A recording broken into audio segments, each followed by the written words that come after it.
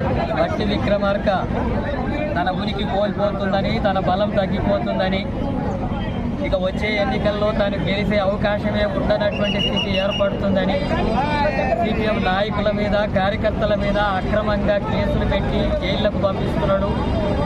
ఇప్పటికే మధుర నియోజకవర్గంలో 13 మందిని జైల్లోకి పంపించాడు. ఇటీవల రామారావు హత్య జరిగినటువంటి పాతర్లపాడులో ఎలాంటి దౌర్జన్యమంతా కూడా వాళ్ళే చేసినా, కాంగ్రెస్ వాళ్ళే చేసినా 25 మంది మీద, అట్లాగే డివిజన్ కార్యదర్శి గోపాలరావు మీద కేసు పెట్టారు. అట్లాగే ప్రభాకరు ఎరుపాలెం మండలానికి సంబంధించినటువంటి మండల కార్యదర్శి మీద కూడా అక్రమంగా కేసులు పెట్టారు.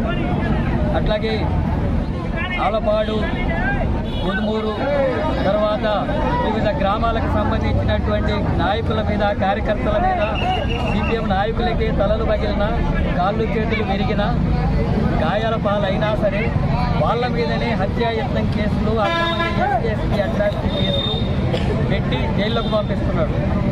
ఈ రాష్ట్రంలో కానీ, దేశంలో కానీ ఎక్కడైనా దళితుల మీద దాడులు జరిగినా, గిరిజనుల మీద దాడులు జరిగినా, మహిళల మీద అత్యాచారాలు జరిగినా, అనగానటువంటి తరగతుల హక్కుల కోసం పోరాడి అవసరమైతే జైళ్లకు, ప్రాణాలకు తెగించి పోరాడుతున్నటువంటి సిపిఎం నాయకుల మీదనే అక్రమ కేసులు పెట్టి, అట్లాగే అట్రాసిటీ కేసులు పెట్టి పాల్పడడం అనేటటువంటిది జరుగుతుంది. ఈ చర్యను సిపిఎం పార్టీ రాష్ట్ర కమిటీ తీవ్రంగా ఖండిస్తుంది.